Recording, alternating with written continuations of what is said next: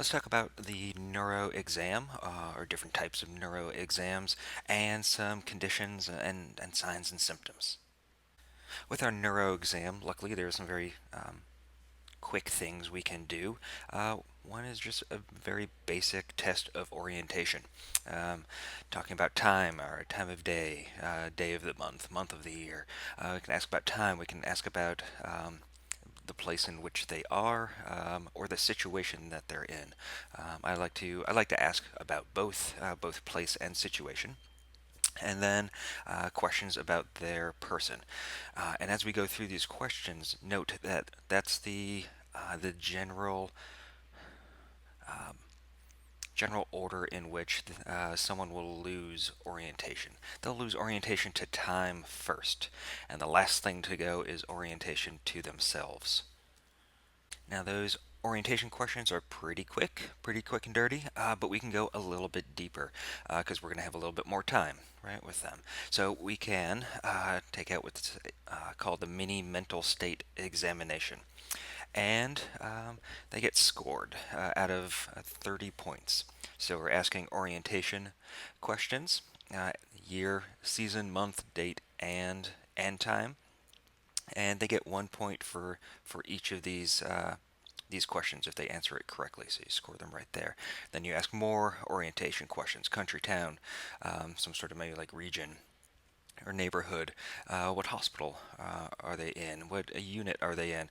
And they get 1 point for each correct answer there as well. Then we just go down the list, ask them some calculation questions, some recall questions, some language questions, and they get scored out of 30.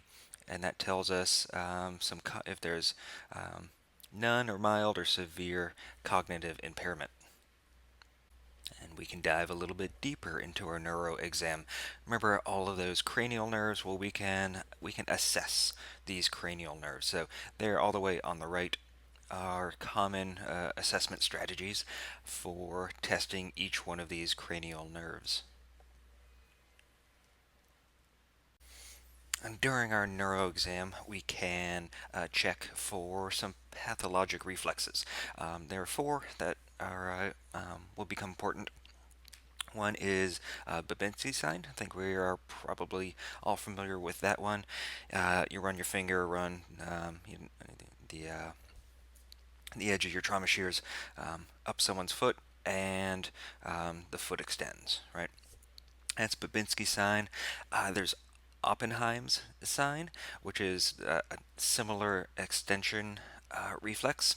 But what you do is, instead of stroking the bottom of the foot, you stroke the muscle in the front of the tibia, in the front of the leg.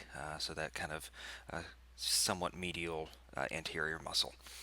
There's Gordon's sign, which is the back of the lower leg, so your calf muscle. If you grab your calf muscle, you get an extensor reflex. And then there's Hoffman's sign.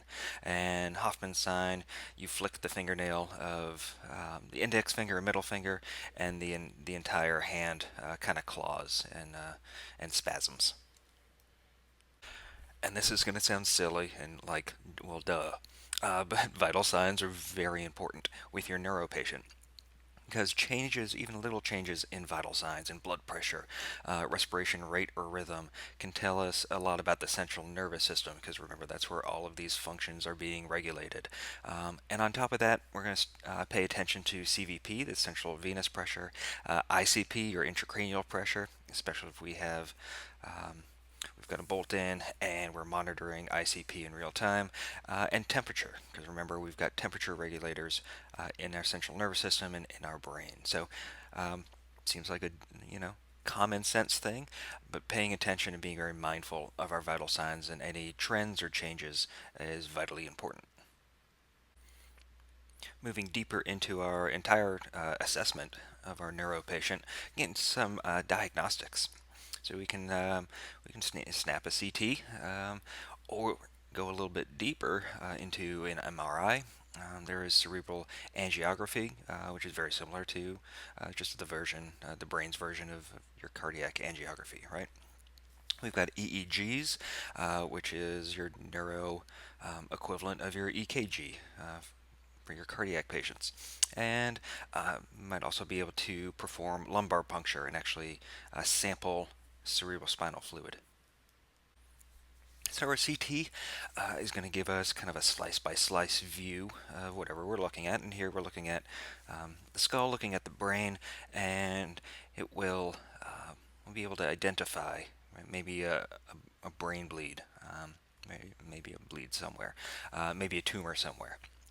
So our CT will give us some pretty good images, slice by slice, of our patient. Right now we're talking, we can CT anything, but right now we're talking about the brain. So going slice by slice. With our MRI, same concept, but the MRI gives us a greater detail. We can do a few more things with the MRI. So CT, pretty quick, pretty easy. MRI, a little bit better, gives us a little bit better view. Your EEG is going to produce different looking waves, and we're not going to get into too deep into the morphology here. But when you're awake, when you're doing something, you're typically in that beta wave range. Um, and then resting, right? Listening to my beautiful voice. You might be in an alpha range. And then when you go to sleep, that's when we get into the theta. And then when you're in a deeper sleep, we get into your delta waves. So depends on your patient's condition, their neuro condition, even age comes into play here and what they're doing. So that's what the EEG is going to look like. And then now adding on for our neuro patient onto our list of vital signs, we'd like to know about cerebral perfusion pressure. And it's kind of like mean arterial pressure, but really focuses in on your brain, right? So is the brain being properly perfused? So mean arterial pressure goes into it. Cerebral perfusion pressure is pretty easy. It's MAP minus intracranial pressure. So remember, MAP is one of the formulas, I think the easiest formula for me to remember. Diastolic blood pressure plus one third the difference of systolic minus diastolic. And nowadays, just about every cardiac monitor, um, when you're taking a blood pressure, is going to calculate that for you. So there's probably a MAP number on your monitor already. So what is a normal cerebral perfusion pressure? It's going to be 50 to 70 millimeters of mercury. And with that, now you're thinking, well, how do I know what ICP is? I've got my map, I can do that, or I can pull it off my monitor. But how do I get intracranial pressure? Well, this is going to be invasive. They're going to have something in their brain, and it's going to be hooked up to a monitor. So you're actually invasively monitoring ICP. Hopefully, normal ICP less than 15 millimeters of mercury. Now let's dig in and get into strokes or CVAs, your cerebrovascular accident. It can be a TIA, a transient ischemic attack, which will resolve. Symptoms will resolve and resolve fairly quickly. But then we've got our strokes. It can be ischemic, it can be thrombotic, or um, can be caused by an embolism. Then that stroke, that CVA, can either be focal or it can be global. So we've got focal, we've got very specific signs. So if we think back to the areas of the brain and what they control, there might be a very focal area, that's just going to affect that area. Suddenly I lose my sense of taste. So it's a focal stroke, or it could be global with very just global symptoms and signs. Coming from the pre-hospital world, we've got a couple well-known stroke scales for our assessment of our stroke patient or suspected stroke patient. One is the Cincinnati stroke scale, where we're testing facial droops, looking for facial droops, arm drifts, testing speech, right? So we're pretty familiar with this one. We're also pretty familiar with the Los Angeles stroke scale. So goes a little bit a little bit more in depth than the Cincinnati. Cincinnati is pretty quick and dirty. This one steps a little bit deeper.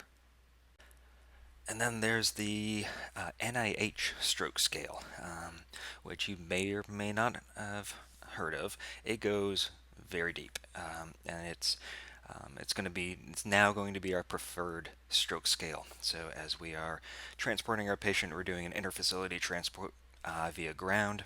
And we're with them for 3 hours. We can take out this NIH stroke scale and really go through it and really